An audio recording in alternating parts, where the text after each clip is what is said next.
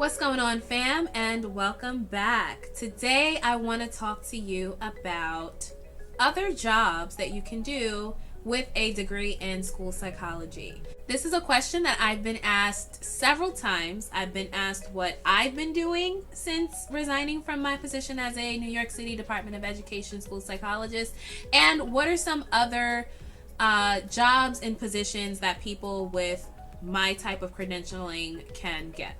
The possibilities are endless, but I would say you would maybe need to get a little creative. I live in New York, and New York is probably one of the toughest places to break into any kind of mental health field without a doctorate and a license attached to it.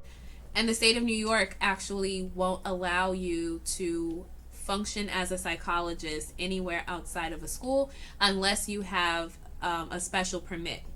And that usually means that you'll have to go and get licensed. You'll have to take a licensing exam and get that credentialing so that you can work in other areas. But that doesn't mean that there's not anything you can do.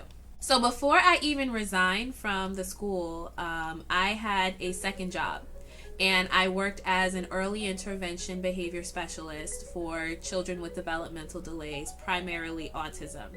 It was a very rewarding position for me to have because there was much quicker turnaround in terms of results. I was a lot more hands-on with the kids that I worked with and their families. I still had to write reports, but it wasn't like writing all of these reports for the Department of Ed.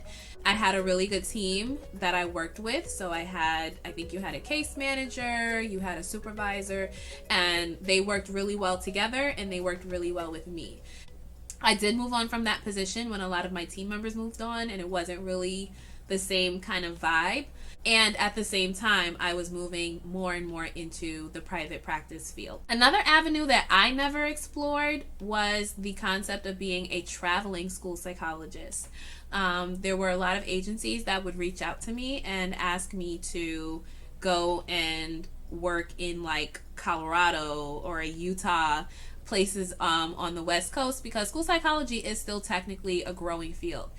So there are a lot of places where we are very limited in our population. And so if you have a traveler's spirit or an adventurous spirit, that would be a good place for you to maybe start seeking out those opportunities. And they still call me to this day. I just happen to like where I am and like where I live, and I like my life here, so I'm not really interested in giving it up and moving somewhere else. But you know, it's definitely something worth looking into if that's something that you don't mind doing. A lot of them will pay you a location bonus, they'll pay you a signing bonus, and a lot of the time they'll even offer the opportunity for you to stay there. I will say I've worked in other school districts, and if you're working for a smaller district or in a place where the population is not as condensed and there's not so much, I have found it to be a much more enjoyable experience. I actually interned at the Sussex Consortium in Lewis, Delaware, and to this day, I would say it is one of my favorite experiences ever. It was such a great team of psychologists, speech language pathologists, occupational therapists. It was a very clinical yet educational setting. Delaware actually has an autism program, so anybody who is classified, whether it's educationally or medically identified as having autism, automatically qualifies for that program. And let me tell you, it was a really great place to be. The principal was a school psychologist and the vice principal was a speech language pathologist. And so they understood the needs of the psychologists that worked under them, and they were able to build a program that worked really well. So you might want to ask yourself, is it schools or is it the school or the location that you're working in? Because I'm not really willing to leave New York, I had to figure out a different way. Another role that I played has been a consultant.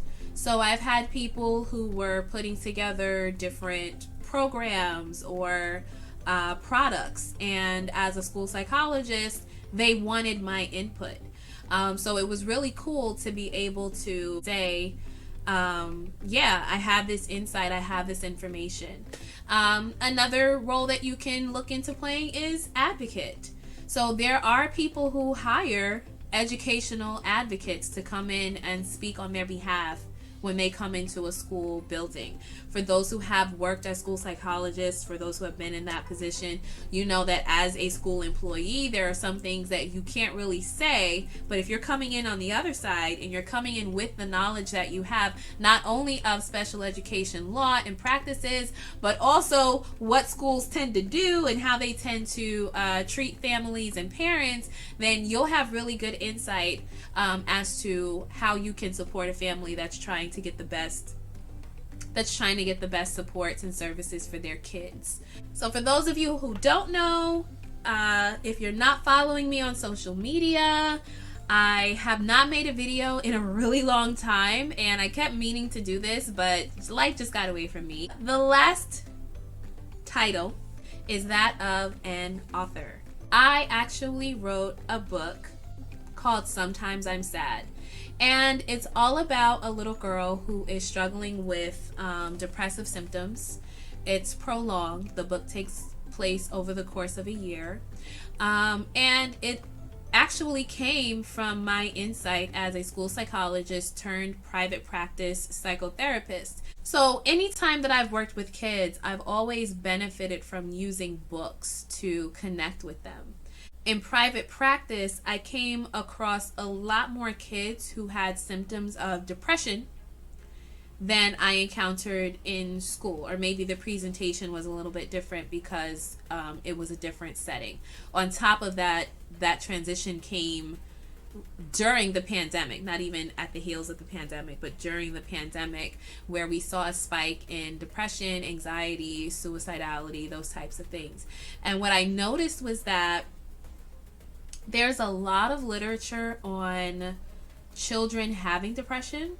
There's a lot of literature written for adults on how to support a child going through a depression. There really aren't a lot of books written for children to read in children's voices. And when I say children, I'm talking elementary age. I'm talking, 5-year-old, 6-year-old, 8-year-old. There's a lot of young adult books about depression. There's a lot of books written for teenagers and adolescents, but I really couldn't find what I was looking for in this particular age group. And so the protagonist of this book is a 9-year-old girl. Her name is Carrie, and she's sad, and she doesn't know why she's sad. She gets in trouble a lot. She's having trouble in school. She's struggling to keep her friendships and stay close with her family. And it just gives a little bit of insight as to how she might be perceiving the world, and then how the world might be perceiving her as a result. And she saw a school psychologist. Whoop, whoop.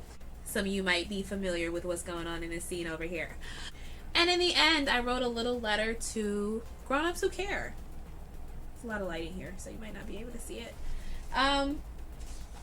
So I have found it to be a really good resource. I've used it in my practice, and the kids really actually connected with it. So I'm not even putting in the plug. I hope you go buy it, but if you don't, it really is something that I find to be a useful tool. And kids who do seem to be struggling with depression do identify with a lot of things that are discussed in the book. And I'm not gonna lie, it's something that I'm really proud of, and I'm really happy that I did it. So yeah, there are ways to move on if you decide that you don't want to continue to fight the good fight, because sometimes people just gotta tap out, and it is what it is. You may have to be a little creative. You may have to be prepared to move.